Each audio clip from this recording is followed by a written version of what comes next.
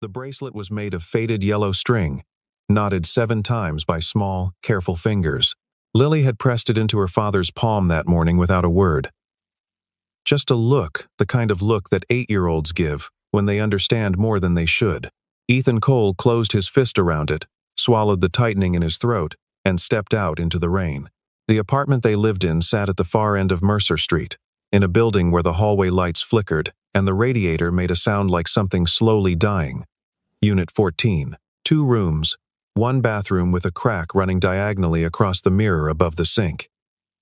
Ethan had stopped looking at that crack a long time ago. He had stopped looking at a lot of things. The stack of bills on the kitchen counter with their red-lettered warnings. The empty side of the bed he still slept closest to the wall on. The framed photo on the dresser of a woman with dark eyes, and a laugh that used to fill every corner of a room. Claire had been gone for 2 years.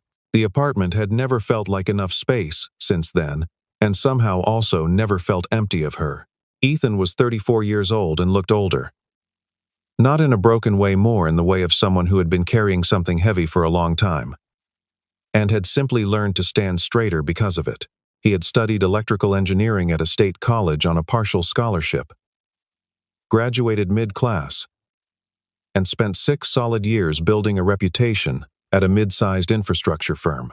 His supervisor had called him thorough, methodical, the kind of engineer who triple-checked calculations not out of insecurity but out of genuine care for the outcome. He had been on track for a senior position when Claire's diagnosis came back. Stage 3. The word sat in the hospital consultation room like something physical, like furniture no one had asked for. He put in his resignation the following Monday. No hesitation. No negotiation. Just a letter and a handshake, and a drive home where he did not turn on the radio. The years that followed were ones he did not discuss, except in the vaguest terms. He delivered packages in the early mornings, took electrical repair calls in the afternoons, and loaded freight 3 nights a week at a distribution center off the highway. He slept in pieces. He made Lily's school lunches every night before bed, always cut in triangles, never squares. Because Claire had once said triangles tasted better, and Lily had never forgotten. He did not complain about the money because Lily did not need to carry that. She already carried enough. The mild heart defect had been identified when she was 4. Manageable with medication and monitoring. Survivable with the right care. The care required money. The money required work. The work required Ethan to stay standing when everything in him wanted to sit down. The email arrived on a Thursday evening. Carter Group, one of the largest infrastructure and construction holding companies in the city, was conducting final interviews for a senior facilities maintenance lead. The position paid nearly 3 times what Ethan was currently earning across all 3 of his jobs combined. Benefits included full medical coverage. The email had been formal, efficient, and had addressed him by name. He read it 4 times before he let himself believe it was real. He did not sleep much that night. He laid out his one good shirt, ironed it twice, and printed his resume on the single sheet of clean white paper he had saved for something important. He put the resume in a manila folder and set it by the door. In the morning, Lily watched him get ready with that serious expression she got sometimes. The one that made her look startlingly like Claire. She straightened his collar with both hands. Then she untied the yellow bracelet from her own wrist and looped it onto his. "For luck," she said. "And because I want you to come home with good news." Ethan pressed his lips to the top of her head and held there for a moment longer than he intended. Then he stepped out into the rain, and the door clicked shut behind him, and the city swallowed him whole. He checked the clock on his phone as he ran for the bus. 45 minutes. He could make it. If the bus came on time. If the transfer ran clean. If the rain did not slow everything to a crawl. He stood on the corner with water soaking through his good shoes and told himself he could make it. He had to make it. There was no alternative he could afford to think about. The rain came in curtains by the time Ethan reached the financial district. He had taken the bus to the transfer point and then walked the last 12 blocks because the second bus had been delayed, and standing still waiting felt worse than moving. His folder was tucked under his jacket. His shoulder was wet through. He kept checking the time. 19 minutes. He had 19 minutes. And the tower that housed Carter Group's headquarters was now visible 3 blocks ahead, a glass column rising into the gray sky. The company name etched in brushed steel above the entrance. He moved faster. Head down. Water streaming off his jacket collar. The sidewalk was nearly empty at this hour, in this rain. Most people having made sensible choices about where to be. A food cart was pulled to the curb with a tarp flapping over it. A courier on a bicycle shot past with a plastic bag over his helmet. Ethan was focused on the entrance, on the lobby doors, on the clock that was still technically on his side. If he ran the last half block, he almost missed her. She was in the crosswalk. A woman, somewhere in her mid-30s, in a dark coat, seated in a manual wheelchair. The chair had stopped mid-crossing, one wheel caught in a drainage grate, and she was working at it with one hand, while the other gripped the armrest. The walk signal was already cycling back to red, and from the left, accelerating through a yellow light, came a delivery truck. The driver's face was turned away. The truck was not slowing. No one on the sidewalk moved. 3 people stood at the corner watching. One of them had a hand raised to their mouth. One of them said something that got lost in the rain. The truck was close. Very close. The physics of the situation were simple and terrible. Ethan did not think. He was already moving off the curb, into the crossing, both hands on the wheelchair handles. He threw his weight into the push, and they cleared the grate in one lurch. The truck's horn sounded a long, late blast as it scraped past within inches. The displaced air hitting them like a shove, the folder tearing from under Ethan's arm and scattering wet paper across the asphalt. He hit the far curb hard, one knee down, one shoulder wrenched as the chair's momentum transferred back through him. His knee took the pavement. His palm took the pavement. He stayed low for a moment, breathing. The woman in the wheelchair had both hands pressed flat against her legs. She was not moving. Then she turned and looked at him. And her eyes were steady and dark and very alert. And she said, in a voice that was controlled but not quite calm, "Are you all right?" "Yes," Ethan said. He was already looking at his papers. Most of them were too wet to salvage. The folder was ruined. His knee throbbed. His shoulder would hurt tomorrow in a way that would make the freight loading impossible.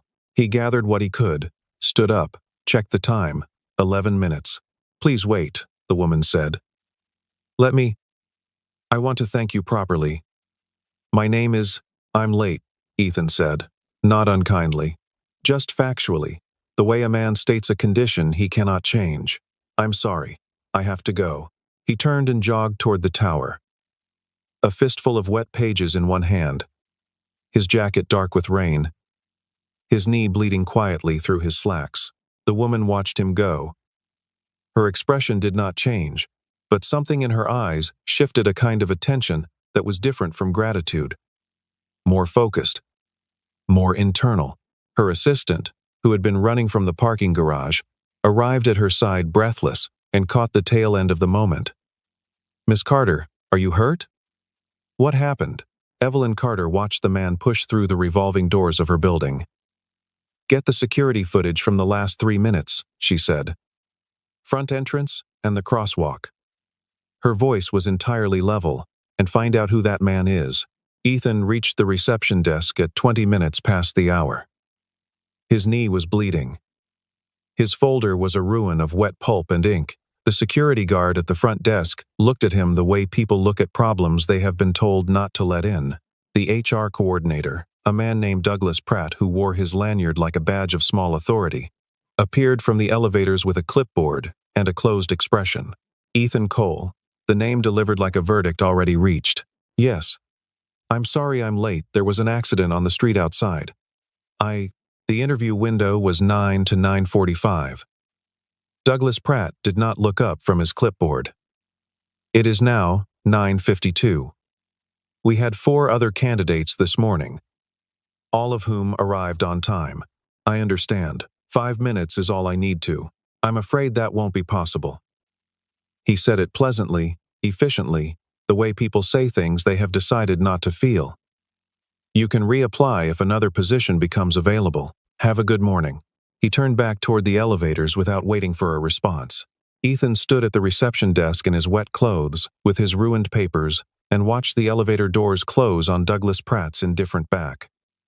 The security guard was already looking at something else. The lobby was marble and glass and climate-controlled and enormous and had nothing in it that was meant for Ethan. He pushed back through the revolving doors into the rain. He stood on the sidewalk for a moment. The crosswalk where it had happened was clear now. The great innocent. The truck, long gone, nothing to show for any of it. He looked down at his fist, still holding the yellow bracelet. He had not let go of it through any of it. He put his hands in his pockets and started walking back toward the bus stop. He did not tell Lily right away.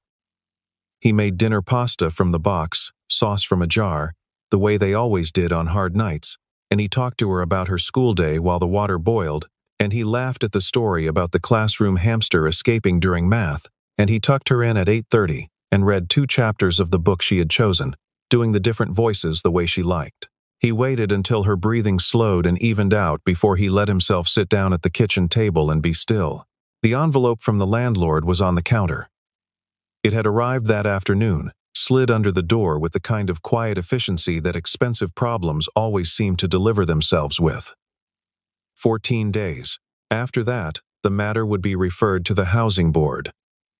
The number written at the bottom was not impossible, not in the abstract. In the context of Ethan's actual account balance, it was a wall. He sat there for a long time.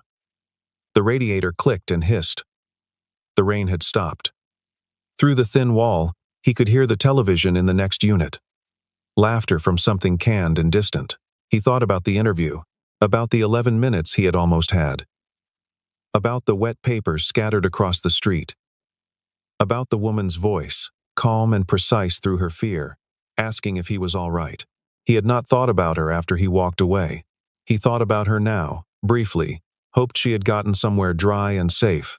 Then he stopped thinking about her because it did not change anything.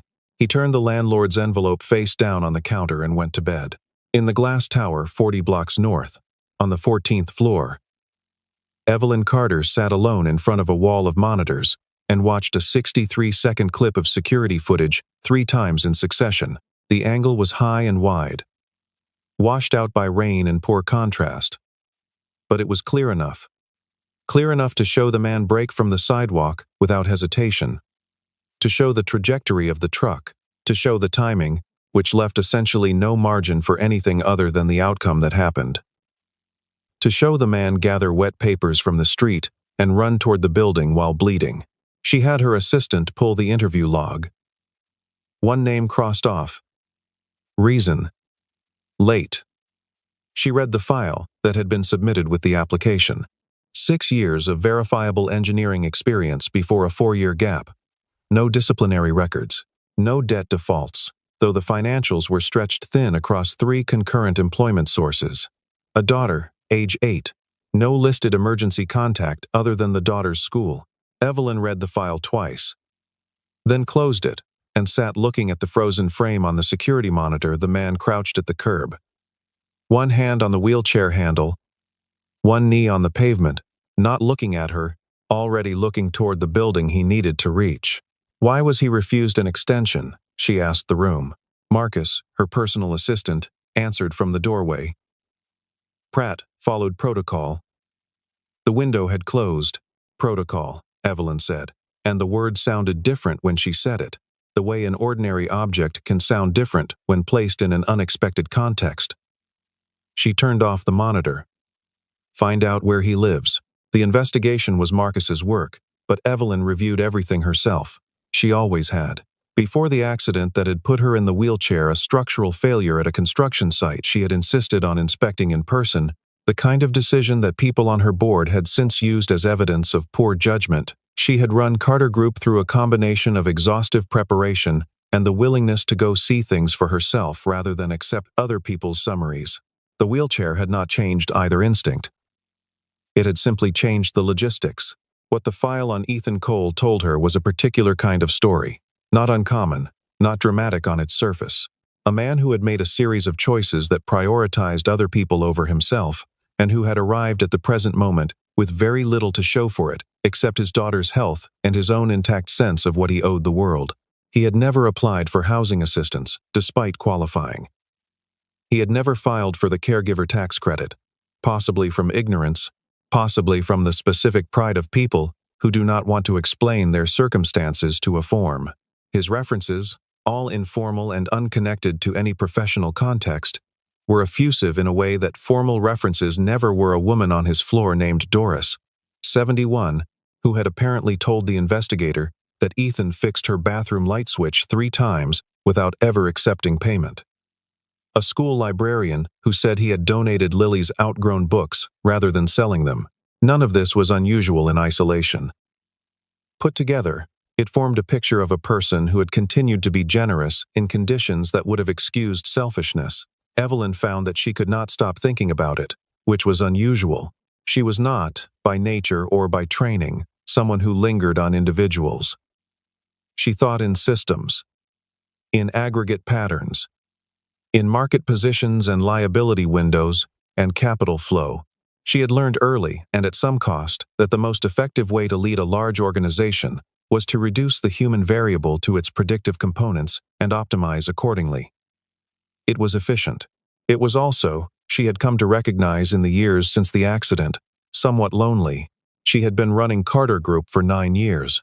She had taken over from her father at 26, inherited a company with a good reputation and a structural deficit, and had spent the intervening years turning it into something formidable.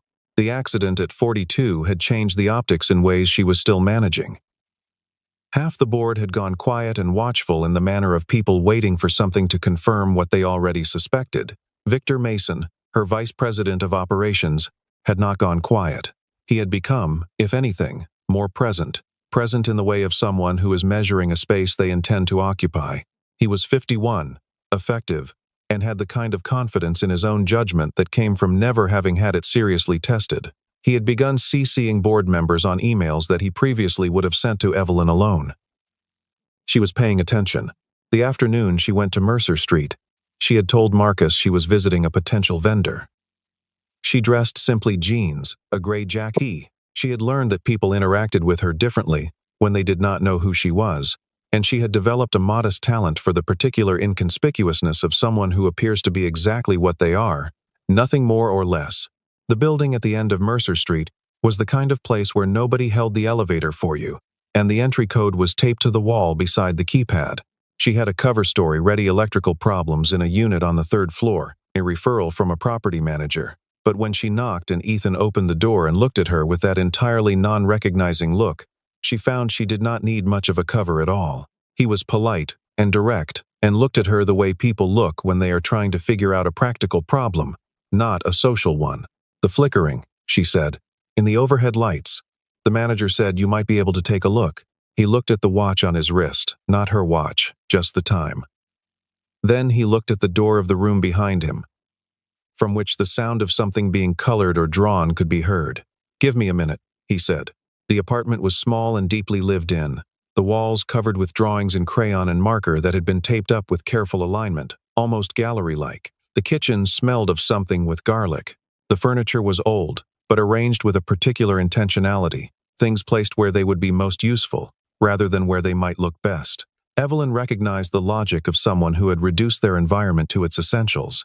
She recognized it because she had done a version of the same thing herself.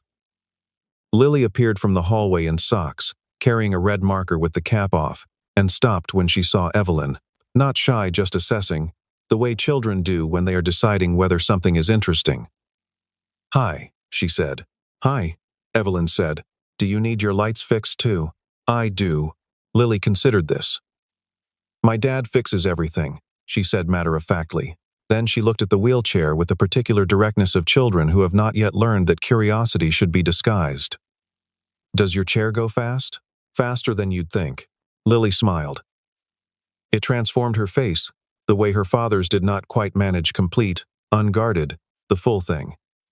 Evelyn found that it was difficult not to respond to it. Ethan came back from wherever he had checked, crouching behind him with her marker, and they went down the hall to the problem junction box. He worked quietly, efficiently, with the particular attention of someone who understood systems at a level deeper than procedure. He explained what he was seeing without being asked, not because he needed to explain himself, but because he apparently narrated his process as a habit, the way some people think aloud. Evelyn listened and said almost nothing, and watched his hands on the wiring, and thought that this was a person who would not cut corners, because corners never felt like an option to him. At one point, between tasks, she asked him how long he'd been doing electrical work. He said a while, with the brevity of someone who has more story than they want to give at that moment. She did not press. He told her about the building, a little, about the other residents, about Doris on the second floor, who had 3 cats, and strong opinions about the building super. He talked about the neighborhood in the way of someone who had made peace with their circumstances, without pretending the circumstances were ideal. Then, Lily, who had been sitting on the hallway floor, drawing and listening, said without looking up, "Can you be friends with my dad? He doesn't smile very much anymore. He used to smile more." The sentence sat in the hallway for a moment. Ethan went still, without moving. Evelyn looked at the girl, and then at the man, and said nothing for long enough that Lily looked up, briefly concerned she had said something wrong. "I'd like that," Evelyn said, and she meant it in a way that surprised her. She left an hour later with a plausible reason she did not remember afterward, and the whole drive back she sat with the window open despite the cold and thought about a man who fixed things because he could not stop himself, and a girl who noticed when Joy had gone missing, and a building full of people who had been looked after without ever knowing why. Victor Mason had a corner office on the 12th floor, with a view of 2 bridges and a clear sight line to the elevator bank outside Evelyn's suite. He had arranged the office himself when he arrived 8 years ago, and had maintained it with the same careful attention ever since. He was a man who understood that environment was argument, that a room told a story about its occupant before the occupant spoke a word. His room said, organized, reliable, ready. He had been ready for a long time. The report his contact gave him on a Thursday afternoon was thin but sufficient. Evelyn Carter had been seen on Mercer Street 3 times in the past 2 weeks, entering a low-rent residential building, staying between 1 and 2 hours each visit.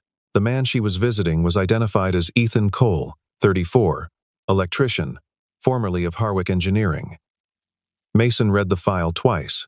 He passed it to his assistant without comment, and asked for the full background within 48 hours. What came back was more interesting than he had expected. The crosswalk incident. The interview. The rejection. The footage Marcus had pulled, which someone on his floor had carelessly allowed onto a shared server. Mason sat with it for a while. He was not a stupid man. He could see exactly how this would look from outside the CEO. Compromised by sentiment. Making unofficial contact with someone whose application her company had rejected. Someone she had a personal connection to, however, incidentally formed. He could see the leverage in it. He could also see how small a push would be required. He crafted the setup with the kind of efficiency he applied to everything. It was not complicated.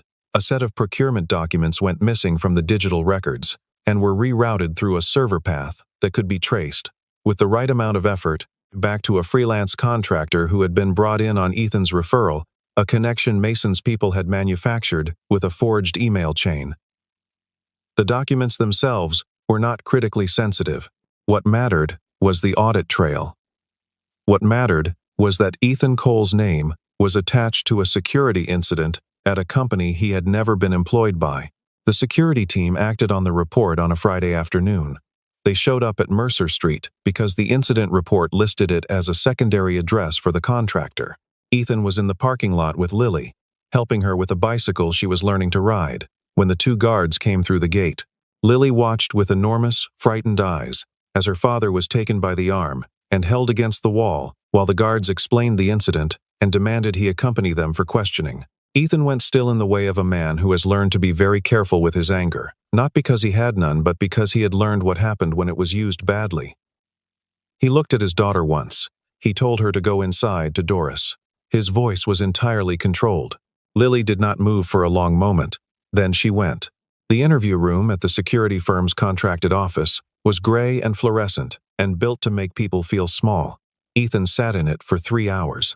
He answered every question with the calm specificity of a man who had nothing to hide, and the particular alertness of one who understood that innocence was not, by itself, a defense. He had never heard of the contractor. He had not sent the email. He requested to see the email chain and was told it was evidence. He requested legal representation and was told he was not under formal arrest, merely being questioned voluntarily, which everyone in the room understood to mean something different depending on which side of the table they were sitting on. When they finally let him go, it was dark. He came home to find Lily asleep on Doris's couch, one hand tucked under her cheek, the other wrapped around a stuffed rabbit he hadn't seen in a year. Doris was in the kitchen chair knitting with a deliberate intensity that suggested she had been managing her feelings about the afternoon through the medium of wool.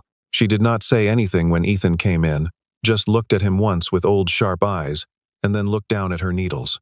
Ethan sat in the chair next to Lily and watched her sleep and did not move for a long time. He found out the following morning, not through any official channel, through a former colleague who had a contact at the security firm who happened to mention the incident to someone who happened to know someone at Harwick who still knew Ethan. The chain was improbable, and the city was, beneath its surface, surprisingly small. The colleague texted at 7 in the morning. Heard your name came up at Carter Group. Something about a document leak. You should know they have your name attached to it. Ethan sat with the phone in his hand and the coffee cooling beside him and assembled what he knew into the shape it made. Carter Group. A manufactured connection. A man at the firm who had motive and reach. He knew the name Mason not well, just from the public record of the company's executive structure, which he had studied carefully before applying. He thought about the timing. He thought about Evelyn's cover, the flickering lights, the third-floor referral that he had never quite followed up to verify. He thought about her face in the hospital footage he had never seen, but which he understood now with the particular clarity of a thing that had been true all along. She had known who he was. She had come to observe him. He had welcomed her into his home. He had let Lily talk to her. He put the phone down on the counter. He pressed his hands flat on the surface and looked at them for a moment. Then he stood up straight and went to make Lily's breakfast. She came to the kitchen at 7:30 in her school clothes, with a look that said she had been awake earlier and had been deciding what to say. She sat at the table. She did not eat her toast immediately. Is the lady in the wheelchair your friend? She asked. I thought so, Ethan said. Lily heard the tone. She picked up her toast. Did she do something bad? I don't know yet, he said. Eat. She did. But she kept looking at him, and he kept not looking at her. And the morning passed in the specific silence of two people managing around something they both knew was there. Evelyn's message came at noon. It arrived through Marcus, formally, requesting a meeting at a location of Ethan's choosing. It identified her correctly, Evelyn Carter, CEO, Carter Group, and offered no explanation for the prior omission of this information. Ethan read it once and put his phone face down on the workbench, where he was doing a wiring job for a hardware store 3 blocks from the apartment. He did not respond until evening. When he did, he wrote, I know who you are. I understand why you were there. I don't understand what you wanted, and I need you to know that whatever you think this was, I'm not interested in being a charity case or a project or someone's answer to a question they had about themselves. He sent it before he could edit it. Her response took 11 minutes. It was 3 sentences. You are right to be angry. What happened to you this week was not connected to my visits, but I understand if you don't believe that. I need to tell you the truth about everything, and I'm asking you to let me. He read it twice. He did not respond that night. He sat with it the way he sat, with everything difficult, squarely, without looking away, turning it in his hands. Lily, who had been pretending to read in the next room, appeared in the doorway. Dad, she said. People make mistakes. I know that, he said. Big mistakes, she clarified. She looked very serious. He looked at his daughter for a moment. Go to bed, he said. But he said it gently. And she went. The meeting happened in a coffee shop near the river, Ethan's choice. Public, neutral. Nothing that belonged to either of them. He arrived first and sat with his hands around a cup of coffee that he did not drink for the first 7 minutes. When Evelyn came through the door, Marcus holding it, she crossed the floor without hesitation and stopped across the table from him and looked at him with the same steadiness she had shown in the crosswalk. "Thank you for coming," she said. "You said truth," he said. So, she told him all of it. The footage. The investigation she had run on him, she used that word, investigation, without softening it. The decision to visit in person, the cover story she had not needed but used anyway. She was specific and unapologetic, in the manner of someone who is confessing without performing contrition, which Ethan found, to his own annoyance, more persuasive than remorse would have been. She told him about Mason, about the document incident, which she had now identified as manufactured, about the board dynamics that had been building for months. She told him that she had been looking for someone whose judgment she could trust, and that she had been going about finding that person in a way that had not adequately considered what it cost the person being found. She said, "I should have told you who I was. I didn't because I wanted to know who you were first, before you knew who I was, because who people are before they know who I am is the only version I've learned to trust." She paused. "That is not an excuse. It's an explanation. The distinction matters to me." Ethan looked at his coffee. "My daughter asked if you could be her father's friend," he said. "She doesn't ask that about people." "I know," Evelyn said. "She's had enough people disappear on her." The silence between them had a texture to it, not comfortable, not hostile, something being sorted. Ethan picked up the coffee cup finally and drank from it and set it down. "Mason," he said. "What do you have on him?" "A pattern," she said. "Not enough. The emails are forged," he said. "If they were routed through a manufactured path, there will be a timestamp irregularity. Systems don't lie the way people do. The handshake protocols will be off by milliseconds in a way that someone who knows what to look for can identify." He paused. "I know what to look for." She looked at him for a long moment. "Why would you do that?" "After everything, because it's the right thing," he said simply. Not heroically. Just as a statement of where things stood. "And because someone has to." She held his gaze. "He's going to come after you again if he finds out you're looking." "He already came after me," Ethan said. Didn't change much. The board meeting had been scheduled for the following Thursday, a special session Mason had arranged with 3 sympathetic members, framed as a performance review of executive leadership in the wake of what he was calling a series of governance concerns. It was, in the language of corporate maneuvering, a very cleanly constructed trap. Evelyn had known about it for a week and had been operating with the limited options of someone who knew the verdict had been written before the proceedings began. Ethan worked for 4 days. He borrowed a laptop from his former colleague, set up in the library on Crestwood Avenue where Lily did her homework, and went through the server logs with the patience and precision that his old supervisor at Harwick had once called his defining quality. He was methodical. He did not sleep much. He ate sandwiches from the vending machine and drank terrible coffee, and on the 3rd morning Lily came and sat across from him and did her reading without saying anything, and the silence between them was the good kind, the kind that meant he was not alone. The irregularities were there. Millisecond gaps in the authentication sequence, a forged origin header that had been masked well but not perfectly, the kind of almost perfect job that someone who was clever but not technically expert would produce when working from a template. There were 2 external email addresses in the chain that had been created 8 days before the incident and had made no other traffic since. There was a server ping from a device registered to a contractor hired through a subsidiary that Mason chaired. Each piece individually was deniable. Together, they formed something solid. He printed 42 pages and put them in a folder, a new one, clean, no rain damage this time, and called Marcus. The boardroom on the 41st floor had floor-to-ceiling windows and a long mahogany table, and the particular atmosphere of rooms where important things are decided by people who believe they are more important than things. The 8 board members present arranged themselves with the unconscious geometry of their alliances, 4 on Mason's side, 3 nominally neutral, 1 openly supportive of Evelyn, and visibly nervous about it. Mason arrived last, which Ethan clocked immediately as a deliberate entrance, the small theater of a man who had rehearsed this moment.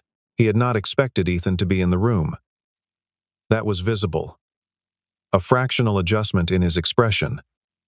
Smoothed over quickly, but not quickly enough. He looked at Evelyn, then at Ethan, and his face assembled itself back into confidence. "I wasn't aware we had a guest," Mason said pleasantly. "You weren't meant to be," Evelyn said. She looked at Ethan. Ethan stood and opened the folder. He did not introduce himself. He simply began to talk, in the clear and specific language of someone who understood what they were describing, and was not performing the understanding. He walked through the server logs. He walked through the timestamp irregularities. He named the external email addresses and their creation dates. He showed the device ping and traced it to the subsidiary. He was thorough. He was calm. He was entirely without drama because the facts, laid in order, had more weight than drama would have added. Halfway through, one of the neutral board members asked him to repeat a technical point. He did. Another asked for the printed documentation to be circulated. It was. Mason said nothing. His lawyer, seated behind him, leaned forward and said something into his ear. Mason did not respond. His face had gone to a particular stillness. Ethan finished. He closed the folder. He sat down. The board member who had been openly supportive of Evelyn said, in a voice that was carefully controlled, "Victor, do you want to respond to any of this?" Mason looked at the table, then at Evelyn, then at Ethan, then at his lawyer, who gave a very small, deliberate shake of his head. "No," Mason said. The official termination of Victor Mason's employment was processed within 72 hours, following a brief investigation by the company's internal audit committee that confirmed Ethan's findings and identified 2 additional irregularities in Mason's conduct over the prior 18 months. The termination agreement contained a non-disclosure clause that everyone understood was more benefit to Mason than to the company. 3 board members issued a formal statement expressing their support for Evelyn Carter's leadership going forward. The tone of the statement had the specific quality of apologies that have been carefully drained of the word sorry. Evelyn read the statement in her office and put it in a drawer and left it there. The board meeting had also produced a secondary resolution, proposed by the neutral member who had asked Ethan to repeat himself, a motion to create a new position within the company's technical operations division, reporting directly to the CEO. The position was described as a senior advisory and systems integrity role. The vote had been 5-3, with the 3 against having already lost most of their leverage. Marcus drafted the formal offer letter the following morning. Ethan received it on a Tuesday. He read it standing at the kitchen counter, while Lily ate cereal across the room, unaware. The salary figure was significantly more than the maintenance position he had originally applied for. The benefits package was comprehensive, including the full medical coverage that Lily's treatment required. There was a note at the bottom in Evelyn's handwriting, actual handwriting, not typed, that said simply, "Because you earned it, not because I owe you." He put the letter down. He looked at it for a while. He thought about what it would mean to accept something from someone he had also been angry at, and whether those 2 things could exist at the same time without one of them canceling the other. He thought about Lily's cardiologist and the medication schedule and the follow-up appointments that he had been stretching and rescheduling and stretching again. He thought about Doris on the 2nd floor, who had kept his daughter safe and had not asked for anything and deserved better neighbors than people who were always one crisis away from leaving. He picked the letter back up. He looked at the note at the bottom. Then he called Marcus and said he had some conditions. The conditions were modest. He wanted to be useful, not decorative, not a symbol. He wanted his work to mean something in terms of actual systems, actual outcomes. He wanted the people below him, on the organizational chart, treated with the assumption that they knew what they were doing until proved otherwise. Marcus was quiet for a moment, and then said he would pass those along. Evelyn, apparently, sent back a single word, "Obviously." He started the following Monday. The morning Ethan Cole walked into Carter Group with a badge that had his name printed on it and a floor to report to and a desk that was waiting for him, it was raining. Not the desperate horizontal rain of that first morning, just a gray, steady, unremarkable rain of the kind that cities produce on ordinary days. He had his bag over one shoulder and a travel mug of coffee and Lily's yellow bracelet on his wrist, which he had taken to wearing again without quite deciding to. He thought about that first morning sometimes. The bus and the transfer and the wet shoes and the folder dissolving in the rain and the feeling of the truck's displacement in the air as it screamed past, the elevator lobby and Douglas Pratt's clipboard, and the particular smallness of being told no in a marble room that had been designed to impress. He thought about walking back to the bus stop alone. He thought about the kitchen table that night, and the landlord's envelope, and the pasta from the box. He did not think about those things with grief, exactly. More with a kind of recognition this is what it took to get here, and here was not an accident, and the cost was real, and something had come through on the other side of it that was also real. Lily's next cardiologist appointment was scheduled for the following week. The doctor had used the phrase encouraging progress at the last one, and Ethan had held on to that phrase the way you hold on to something in water. Encouraging progress. It was enough. It was more than enough. The work was genuinely engaging in the way work can be when the scale of what you're maintaining is large enough to require sustained attention. Ethan moved through the technical infrastructure of Carter Group with the same methodical care he had applied to everything since college, and found layers of inefficiency and compounded workarounds that had accumulated over years into a kind of organizational sediment. He wrote reports. He made recommendations. He trained 2 junior technicians who turned out to be sharp and grateful for someone who explained things as if the explanation mattered. The junior technicians told their colleagues. The colleagues told theirs. Word moved through an organization the way it always did, sideways and fast. Evelyn had proposed, with some opposition from the finance committee, a foundation to support single working parents in the city, specifically those navigating caregiving responsibilities alongside full-time employment. The proposal was modest in its initial budget and ambitious in its scope, which was characteristic of how she approached things. She asked Ethan to consult on the structural criteria. He spent 2 evenings on it, and came back with 3 pages of notes that she read and then read again, and then sent back with 2 words at the top. Start here. The foundation was named in a way that did not call attention to itself. It was not named for the company. It was not named for the person who funded it. It was named for what it did, simply and directly. And Ethan thought that was exactly right. He also, quietly, made sure Doris on the 2nd floor of the Mercer Street building received a notification about a housing stability program her building qualified for, administered by a nonprofit that Carter Group had recently begun funding. He did not tell her it was connected to him. He doubted she would accept it if she knew. She accepted it just fine when it arrived from an organization she had never heard of, and Ethan heard later from a neighbor that she had used part of the assistance to get her bathroom properly retiled, finally, after 6 years of the cracked corner she had been managing around. The Saturday 3 months after he started, he and Lily and Evelyn went to Riverside Park because Lily had been asking about it and Ethan had run out of reasons to delay. The weather was specific and luminous in the way of October Saturdays, the sky an improbable blue. The trees along the main path turned amber and rust, and a yellow so pure it looked like something announced. Lily ran ahead the moment the path opened up, her coat flying, her arms out, making the noise children make when they have been let loose somewhere large and beautiful. Ethan walked beside Evelyn's chair on the smooth paved path, adjusting his pace to hers in the way he had learned, without noticing he'd learned it. They did not talk much. The park was doing the work that parks do, asking nothing, offering everything, making it possible to simply be in a moment without the moment requiring something in return. She looks like you, Evelyn said, watching Lily navigate around a dog on a long leash with the gravity of a diplomat. She looks like her mother, Ethan said. Maybe both, Evelyn said. He looked at her sideways.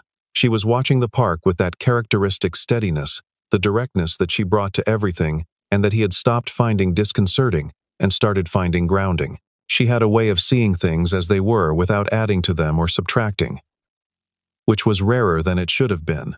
I need to tell you something, he said. All right. The morning I was late for the interview. When you asked if I was all right, he paused. I didn't think about you again that day. I thought about the papers, the clock, the shoes. She was quiet for a moment. Why are you telling me that? Because you've been generous to me in a way that I want to be honest about deserving. And I think honesty means including the parts where I was just a person trying to get somewhere and not a hero of anything. She looked at him then. Ethan, she said. I know. There was something in the way she said it not forgiving. because there was nothing to forgive. More like, I already understood this. I understood it from the footage and the wet papers and the $19 bus pass in his wallet visible in the security frame. I understood it from a man who ran back toward the truck because the physics of the situation did not leave any other option that he could live inside. Lily came running back from 100 feet ahead, breathless and bright-eyed. "There's a fountain," she announced. "With fish. Dad. Fish. Lead the way," he said. She turned and ran, and they followed, and the afternoon unfolded around them with the quiet and particular grace of ordinary things. A man walking beside a wheelchair on a path through amber trees. A child ahead, laughing. Already somewhere the grown-ups couldn't quite see yet. The October light coming down through the turning leaves in long, clean pieces, making everything it touched look briefly permanent. The day Ethan Cole missed the interview was, by every ordinary measure, one of the worst of his life. It was also, though, he would not have been able to articulate this standing at the bus stop in his wet shoes with his ruined folder, the day the long downward pull of the preceding years, finally, met something that held. He had not known that. No one ever does. The hinge points of a life don't announce themselves. They arrive in the form of a drainage grate, a truck's horn, a folder full of papers dissolving in the rain, in the form of a little girl pressing a yellow bracelet into her father's hand and trusting him to come home. The day Ethan missed the interview was the day his life changed. Not despite the missing of it, because of it, and because of who he was in the moment when it happened, which was exactly who he had always been. Someone who looked at what needed doing, and did not look away. That had been true in the lean years, in the invisible years, in all the years of boxes of pasta and flickering hallway lights and triple-checking his calculations, not because he had to, but because he cared about the outcome. It had been true when there was no audience for it, and no reward coming and no particular reason to keep going except a girl in socks holding a red marker with the cap off, asking the only question that ever really mattered. Some things are paid back in kind. Some are paid back in full. And some, the ones that change the shape of everything, are paid back in ways you could never have planned for. On a Saturday in October, in a park you'd been putting off visiting, with amber light in the trees and a child running ahead into the part of the story that hasn't happened yet. The bracelet on his wrist. The yellow string, knotted 7 times. Still there. Still holding.